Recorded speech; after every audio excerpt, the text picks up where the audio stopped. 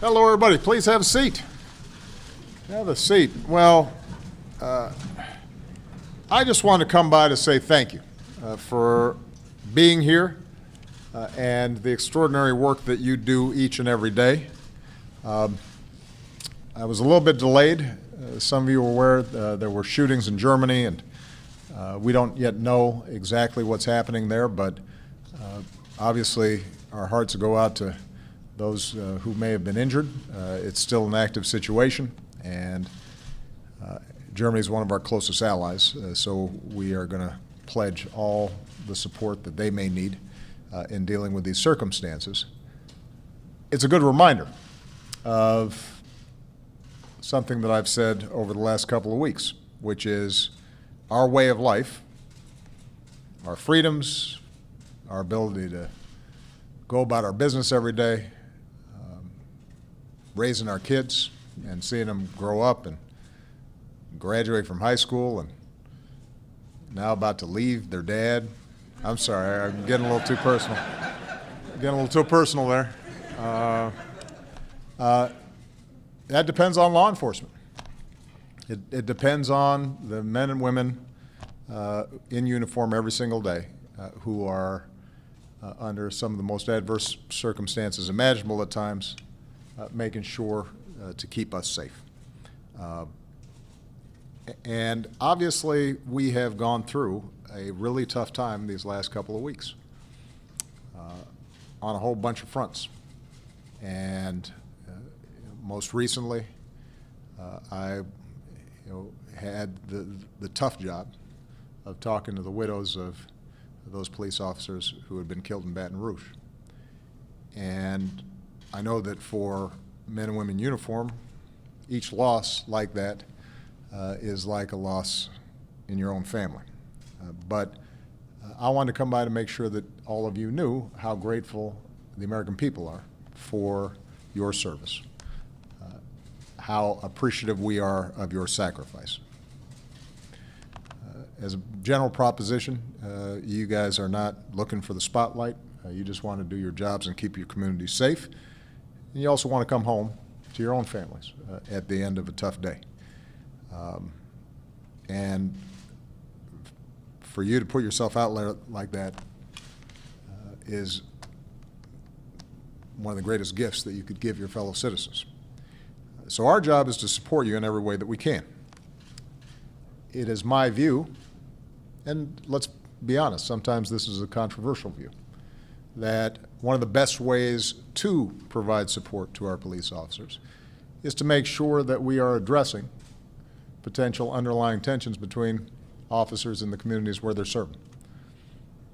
That pretending sometimes that those tensions aren't there is not going to make things better. But when we're able to bring people together and strengthen those bonds, then that's going to make the lives of police officers on a day-to-day basis just a little bit easier.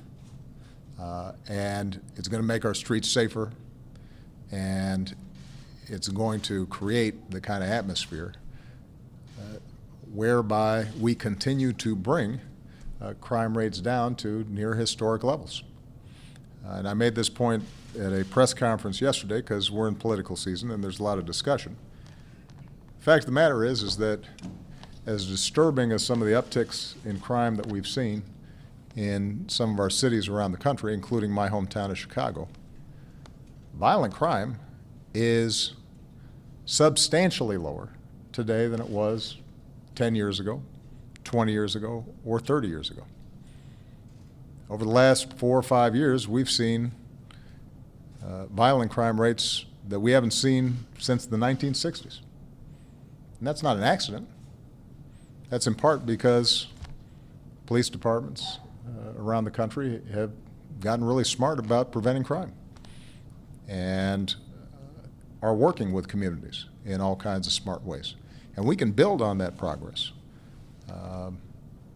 But it's going to require us to do exactly what you are doing today, and that is trying to figure out how we can work together to ensure that our police departments and our communities are aligned in what we all want, which is families that are safe, people abiding by the law, making sure that our kids are growing up in an environment where they can go to school and get an education and get a job and raise families of their own without fearing that somehow they're going to be struck down by a bullet or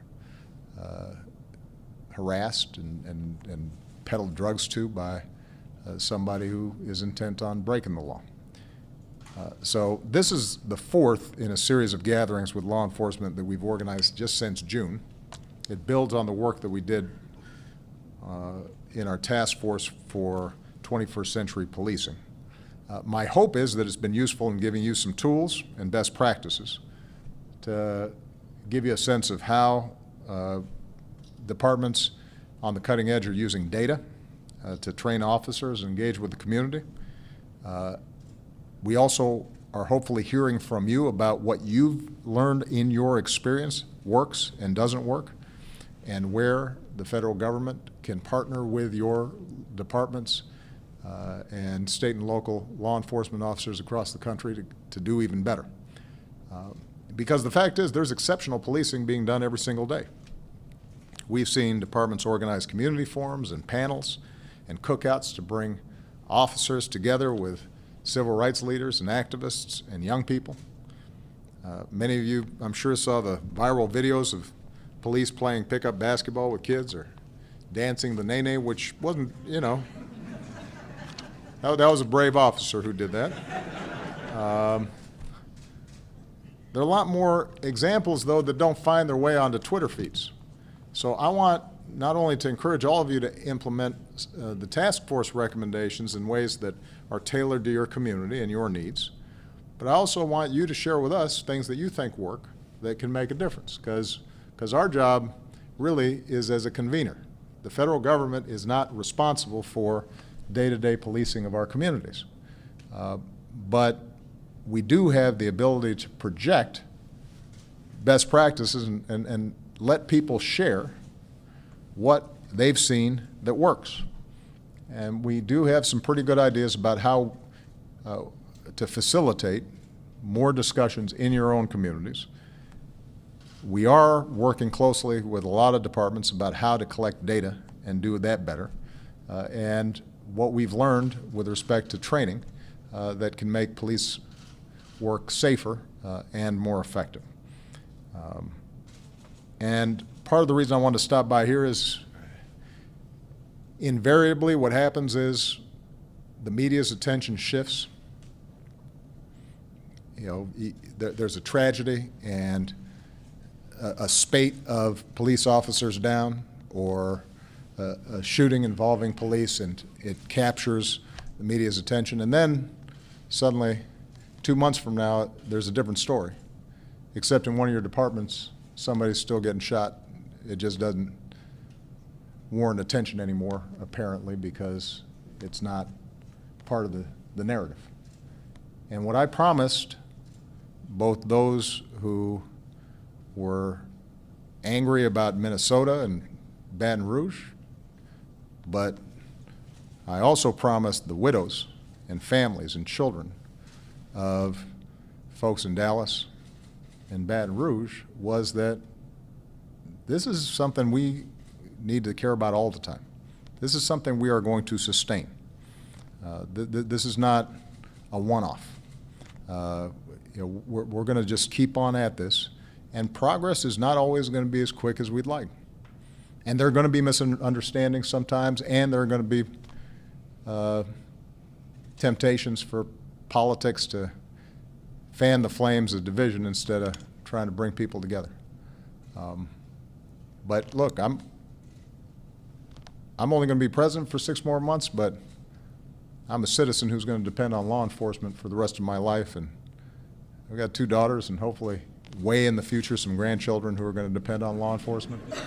And so I've got a big stake in this, and I'm going to make sure that I can do everything I can to move this in a positive direction, so that out of some heartbreaking tragedy, we can look back 5 years from now, 10 years from now, 15 years from now and say, you know what,